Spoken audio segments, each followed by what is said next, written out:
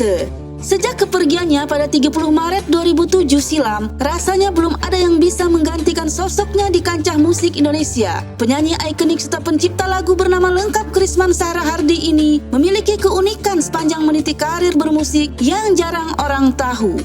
Berikut fakta-faktanya.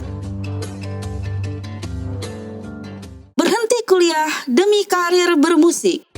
Minat bermusiknya ternyata tumbuh di usia muda. Terbukti, Chrisye pernah bergabung di sebuah grup band saat masih SMA bersama sang kakak Yoris. Band tersebut diketahui bernama Sabda Nada, yang kemudian berganti menjadi Gypsy. Bersama grupnya, Chrisye berhasil melangkahkan kaki ke panggung internasional di New York pada 1973. Sejak itu, jadwal panggung yang padat membuat Chrisye memutuskan untuk mengakhiri masa studinya di Akademi Pariwisata Trisakti.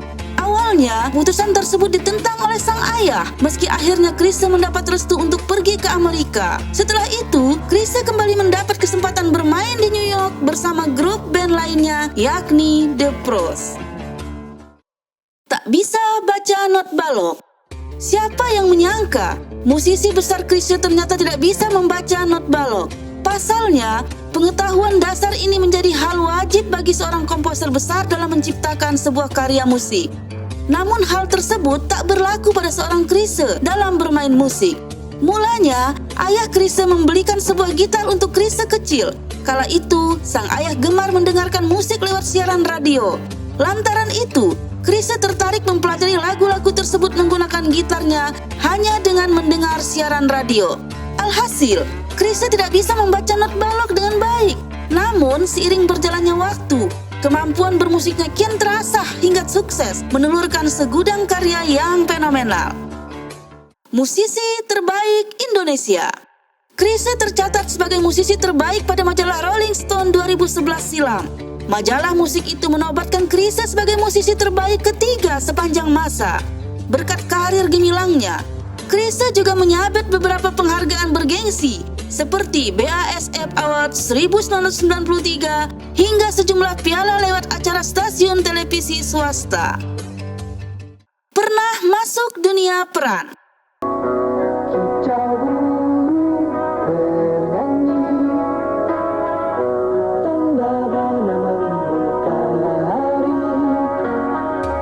Seni seorang Chrisye ternyata tak sebatas di bidang musik. Chrisye tercatat pernah mencicipi dunia akting lewat film layar lebar pada 1981. Film yang dibintangi mendiang Chrisye berjudul Tak Seindah Rembulan. Ia beradu akting dengan sederet aktor dan aktris ternama di antaranya Iis Sugianto, Lydia Kandou, Christine Panjaitan, dan Rinto Harahap.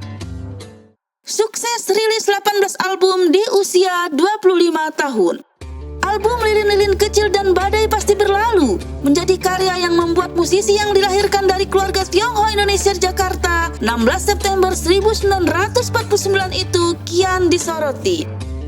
Dua album hits tersebut juga sebagai pemantik label Musika Studios melirik sosok Chrisye. Alhasil, Chrisye resmi berkarir di bawah naungan Musika dan sukses merilis album solo perdananya, Sabda Alam. Puncak karir sang musisi tercatat saat Chrisye berusia 25 tahun. Kala itu, dia sukses merilis total 18 album solo. 5 diantaranya masuk dalam daftar 150 album terbaik versi majalah Rolling Stone Indonesia. Menurut data dari Asosiasi Industri Rekaman Indonesia, Badai Pasti Berlalu tahun 1977 adalah album Indonesia paling laris urutan kedua dengan 9 juta keping terjual antara tahun 1977 dan 1993. Angin malam, semerbak wangi. Hidup sederhana. Asio Wijaya yang sekarang menjadi Presiden Direktur Air Asia Indonesia menyatakan bahwa Chrisye adalah sosok yang sederhana. Dia menjelaskan bahwa pada suatu saat dia, Chrisye, dan beberapa orang lain pergi ke luar negeri.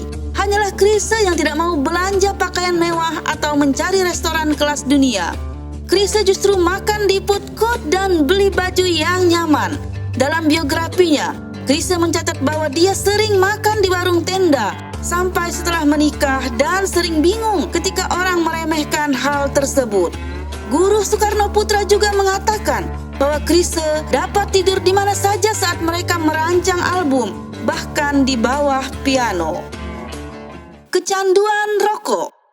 Sewaktu SMA, Chrisye diam-diam mulai merokok. Pada suatu saat, dia ditangkap kepala sekolah dan disuruh merokok 8 batang secara bersamaan di depan siswa-siswi lain. Tetapi dia tetap terus merokok, sehingga menjadi perokok berat. Bahkan ia divonis kanker paru-paru. Pada bulan Juli 2005, ia dibawa ke rumah sakit Pondok Indah karena sesak nafas. Setelah 13 hari dirawat, dia dipindahkan ke rumah sakit Mount Elizabeth di Singapura, di mana dia dinyatakan mengidap kanker paru-paru. Biarpun khawatir bahwa dia akan kehilangan rambutnya yang gondrong, yang dia menganggap sebagai bagian citranya, dia menjalani kemoterapi 6 kali dengan perawatan pertama pada tanggal 2 Agustus 2005. Itulah sederet fakta menarik tentang Chrisye, musisi yang bisa kita katakan sebagai legenda. Bahkan pada hari ulang tahun Chrisye ke-70 beberapa waktu lalu, Google menaruh perhatian dengan menayangkan visual Google Doodle almarhum Chrisye. IPM yakin kalian juga pasti mempunyai kenangan dengan salah satu hitsnya Chrisye. Lagu apa itu?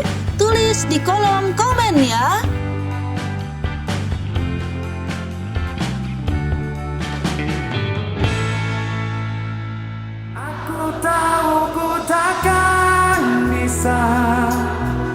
Menjadi seperti yang engkau minta, namun